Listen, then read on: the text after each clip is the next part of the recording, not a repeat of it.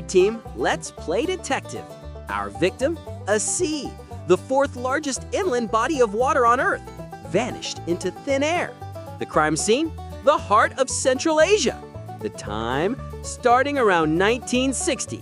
The prime suspect, Soviet Central planners with a diabolical thirst for cotton.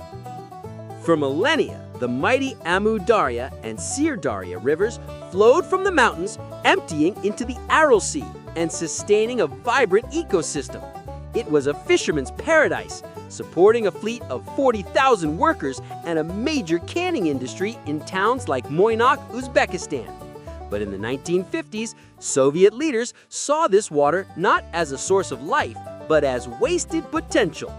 They dreamed of turning the arid plains of Kazakhstan, Uzbekistan, and Turkmenistan into the world's largest cotton producer, a project they called White Gold.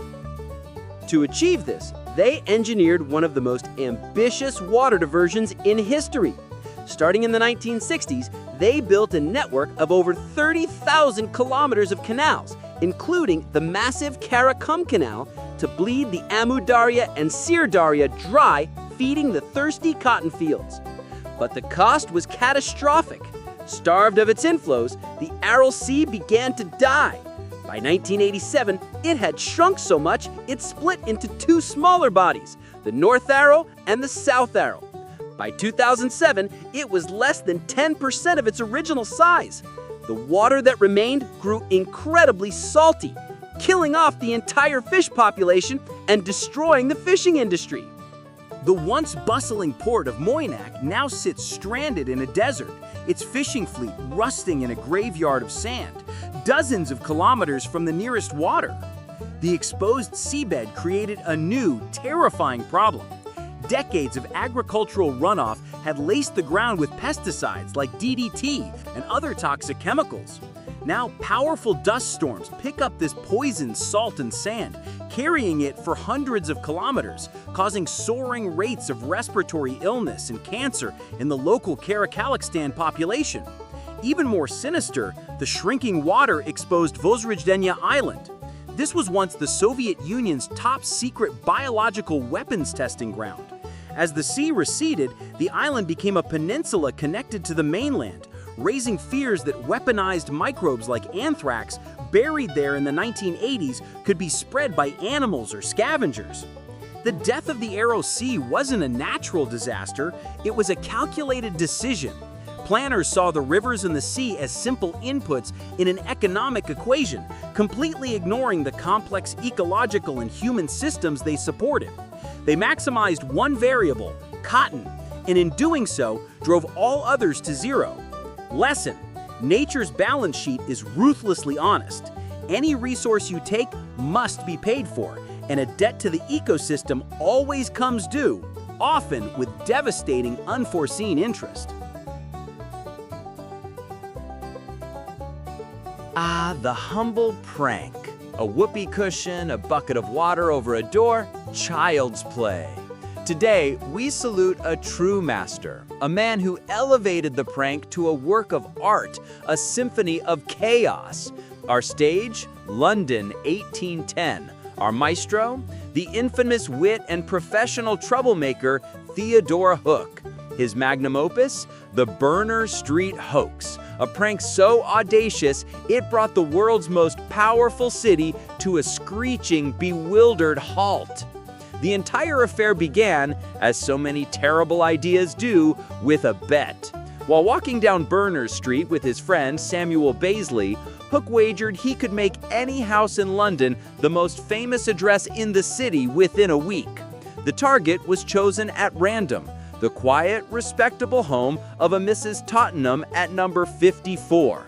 For the next few weeks, Hook and his co-conspirators were a whirlwind of malicious correspondence. They sent out thousands of letters, all in Mrs. Tottenham's name, requesting deliveries, services, and appointments. The scale was breathtaking.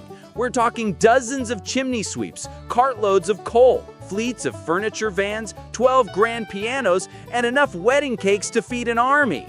Then came the day of reckoning, November 27th, 1810. The chaos began at dawn. A lone chimney sweep arrived, only to be told he wasn't wanted.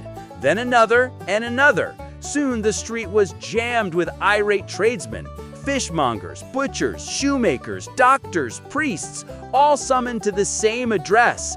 The narrow street became utterly impassable, a seething mass of carts, animals, and angry Londoners. But Hook wasn't done. He had also sent official-looking letters to the great and the good. The Lord Mayor of London arrived in his carriage to take a statement. He was followed by the Governor of the Bank of England, the Chairman of the East India Company, the Archbishop of Canterbury, and even a royal, the Duke of Gloucester. Each dignitary arrived only to find themselves trapped in a lowbrow traffic jam of epic proportions. And the mastermind? Hook and Beasley had rented a room in the house directly opposite. They spent the entire day watching the glorious, magnificent pandemonium they had unleashed, laughing themselves sick. As evening fell and the authorities began to investigate, Hook simply slipped out the back and vanished, leaving a paralyzed street and one very, very confused Mrs. Tottenham. Sir Chuckleton. So, what's the lesson from the original Troll? The Burner Street hoax brilliantly exposed the invisible systems of trust that a modern city runs on. Every delivery, every appointment is a small act of faith. Hook didn't use a bomb, he weaponized the postal service and the assumption of good faith. Lesson: the more complex and interconnected our systems become, the more vulnerable they are to a single point of failure. Whether it's a letter in 1810 or a line of code today, a little bit of bad information can still bring a metropolis to its knees. Gather round, gang, and let's talk about the worst summer vacation in history. The year, 1816. The destination, the entire northern hemisphere. The problem? No summer. I'm talking snow in June, killer frosts in August, and a sun that looked like it was dying. This wasn't a fluke, it was the year without a summer, a global climate catastrophe caused by a single colossal volcanic tantrum on the other side of the world. The real story begins a year earlier, in April 1815, on the island of Sumbawa, in the Dutch East Indies, modern-day Indonesia. There, Mount Tambora, a volcano that had been snoozing for centuries, woke up and produced the largest eruption in over 1,300 years. It was a VEI 7 event, a true cataclysm that blasted an estimated 150 cubic kilometers of rock, ash, and gas into the atmosphere. The immediate effect was devastating, wiping out tens of thousands locally. But the truly global impact came from what we couldn't see. Tambora injected a massive cloud of sulfur dioxide into the stratosphere, more than 40 kilometers high. Up there, the gas converted into sulfate aerosols that formed a fine reflective veil around the planet. This veil acted like a planetary sunshade, blocking sunlight and causing global temperatures to plummet by an average of 0.7 degrees Celsius, with some regions experiencing much more dramatic cooling. The consequences were dire. In New England, 1816 became known as 1800 and froze to death. A bizarre series of cold fronts brought snow to Vermont in June and crop-killing frosts throughout July and August. Farmers lost their corn, their livestock starved, and a wave of families abandoned their farms to seek their fortunes further west. Europe fared even worse. The cold, relentlessly wet summer caused catastrophic harvest failures from Ireland to Switzerland. Grain prices skyrocketed, leading to widespread famine and desperate food riots. In Switzerland, people were seen eating moss and cats. The crisis triggered one of the last great subsistence crises in the Western world, fueling social unrest and disease. Yet, from this gloom, something extraordinary emerged. The atmospheric haze produced spectacular, brilliantly colored sunsets, which were captured in the paintings of artist J.M.W. Turner. And that miserable rainy summer forced a group of young English writers trapped indoors at a villa on Lake Geneva, Lord Byron, Percy Bysshe Shelley, his future wife Mary, and John Polidori, to entertain themselves by writing ghost stories. The result? Mary Shelley began writing Frankenstein, And Polidori penned The Vampire, a story that would later influence Bram Stoker. The eruption of Tambora was the first event of its kind to be scientifically documented, revealing a shocking truth. Our world is a single, interconnected system. A volcanic eruption in Indonesia could cause famine in France and inspire Gothic masterpieces in Switzerland. Lesson: we live within a fragile global climate where a single distant event can trigger a cascade of unforeseen consequences, reminding us that the atmospheric ties that bind us are as powerful as they are invisible. Greetings, truth seekers. Let's talk about bad ways to die. There's being struck by lightning, being eaten by a shark, and then there's the cautionary tale of Tycho Brahe, the greatest astronomer of his age. Our setting? Prague, 1601. The cause of death? According to legend, he was killed by his own politeness. Today, we unravel the bizarre 400-year-old cold case of the astronomer who died because he refused to leave the dinner table to pee. Tycho Brahe was a rock star of Renaissance science, a Danish nobleman with a prosthetic nose made of brass, not gold as legend claimed.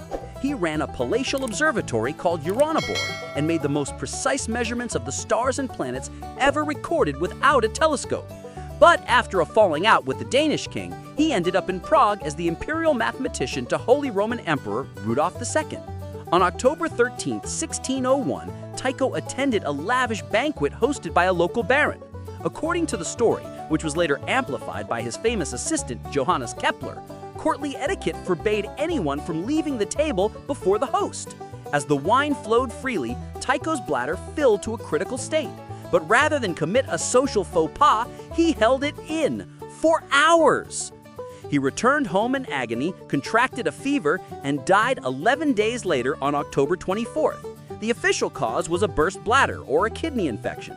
But for centuries, a darker rumor persisted: murder. The prime suspect? Johannes Kepler himself, who desperately needed Tycho's observational data to prove his own theories of planetary motion. This theory got a huge boost in 1901 when Tycho's tomb in Prague was opened. Analysis of his remains found elevated levels of mercury, a well-known poison. For a century, the mercury poisoning theory was king. Had Kepler, the father of modern optics, poisoned his master for his precious data? It was a tale of ambition, science, and murder most foul.